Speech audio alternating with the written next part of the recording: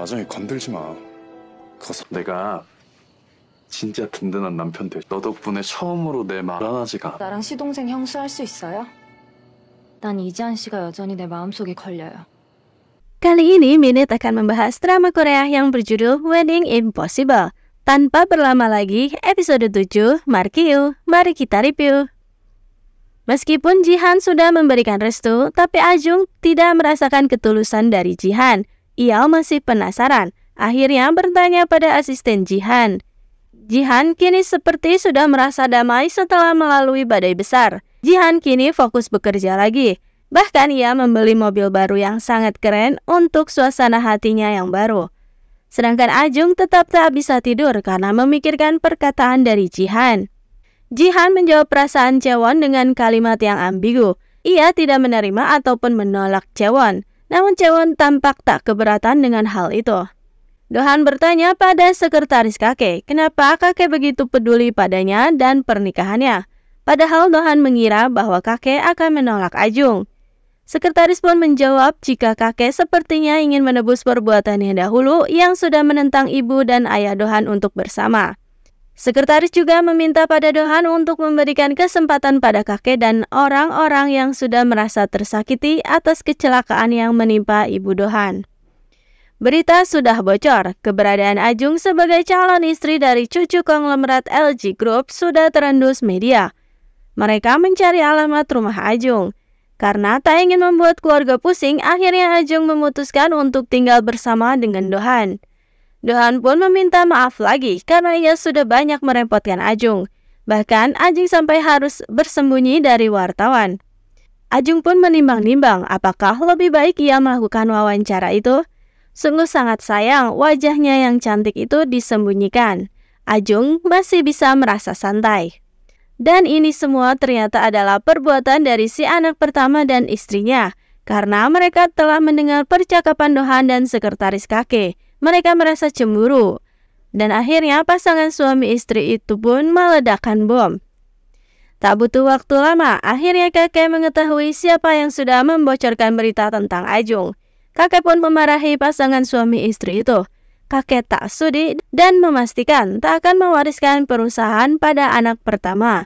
Anak pertama mengakui jika memang itu adalah perbuatan dirinya. Jika memang mereka yang sudah membocorkan berita tentang Ajung. Tapi masalah wartawan yang ada di makam ibu itu bukanlah perbuatan keduanya. Sedang dimarahi begitu, diam-diam si anak kedua malah menyunggingkan senyum puasnya. Setelah meninggalkan kakek beradik itu pun akhirnya bertengkar. Jae Sung-ah sangat yakin jika dirinya lah yang akan mewariskan perusahaan, bukan kakaknya yang bodoh itu. Ajung tak sengaja melihat Jihan yang baru selesai mandi dan tak berpakaian layak. Jihan begitu kaget, ia merasa malu. Akhirnya ia pun mengadili Dohan dan Ajung. Tapi Jihan yang kini bukanlah Jihan yang dulu. Dengan damai ia berkata jika ialah yang sudah salah dan tak sopan di rumahnya sendiri. Juga tak berhati-hati di rumahnya sendiri. Tapi Ajung tahu jika itu adalah kesalahannya. Wajar jika Jihan kini marah. Tapi Jihan tak marah. Jihan membuat Ajung merasa tak nyaman dengan sikapnya. Jihan merasa menyesal karena tadi sudah bersikap konyol. Ia harus sadar diri jika Ajung adalah kakak iparnya. Sedangkan Ajung sendiri merasa Jihan bersikap konyol. Kenapa ia terus-menerus memanggilnya dengan sebutan kakak ipar? Dengan sopan Jihan membuatkan sarapan untuk kakak iparnya dan tak membiarkan Ajung untuk bekerja sedikitpun. Ajung sudah tak tahan melihat sikap Jihan seperti itu. Terlebih ia melihat kertas origami yang dilipat-lipat yang biasanya digunakan untuk membuat permintaan.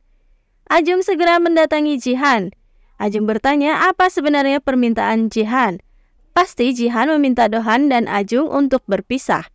Tapi Jihan mengatakan bukan itu doanya. Ia justru berdoa agar dirinya bisa meninggalkan Ajung. Dan ucapannya tempo hari tentang menerima Ajung sebagai kakak ipar itu adalah ucapan yang tulus. Tapi Ajung tetap merasa jika ucapan itu hanya untuk menjauhi Ajung saja. Jihan lalu meminta untuk bersikap selayaknya iparan saja, tak melebihi batas. Gawat, adik Ajung menemukan surat perjanjian kontrak pernikahan milik Ajung. Di tempat lain, Dohan menemukan jika studionya dibobol lagi, dan setelah melihat CCTV, Di sanalah ada Ajung yang sedang bertemu dengan mantan kekasihnya.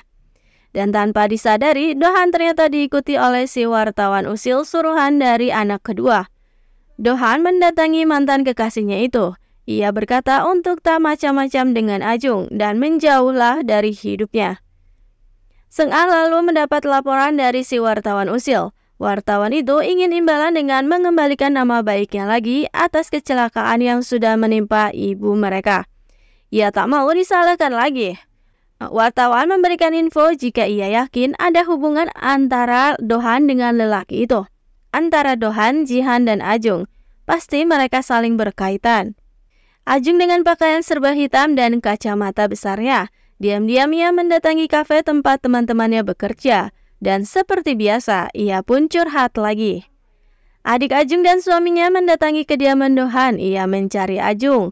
Setelah melihatnya, langsung marah-marah dan murka pada Ajung karena sudah berani mempermainkan pernikahan.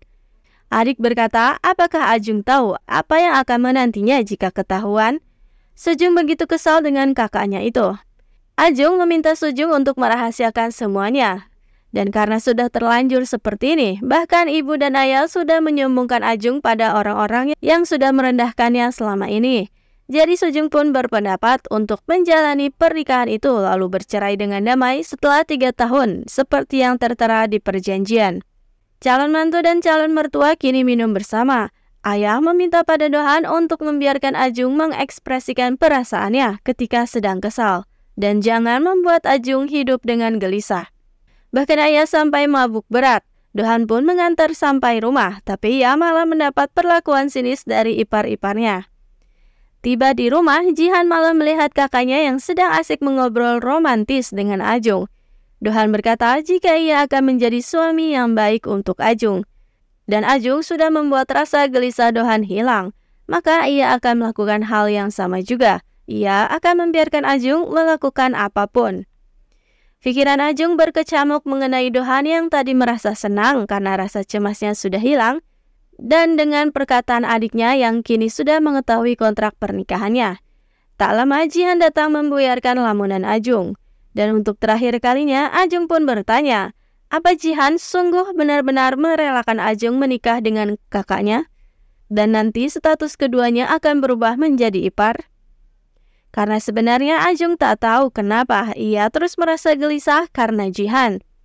Jihan pun dengan sekuat hati, ia menjawab jika tak keberatan status keduanya kelak akan menjadi ipar. Di kamar, Jihan menemukan jika kertas 1000 permohonannya sudah dirapihkan kembali oleh Ajung. Dan tiba waktunya untuk memilih gaun pengantin. Saat memakai gaun-gaun cantik itu, pikiran Ajung malah terbang ke percakapannya dengan Jihan semalam. Ajung menutupi keresahannya itu dengan senyuman palsu. Dan tiba-tiba saja Jihan datang dan menarik Ajung begitu saja. Di epilog, Jihan didatangi oleh mantan kekasih Dohan. Entah apa yang sudah dikatakannya hingga membuat Jihan begitu kaget dan tak sadar menjatuhkan gelas di lengannya. Dan episode 7 pun berakhir di situ.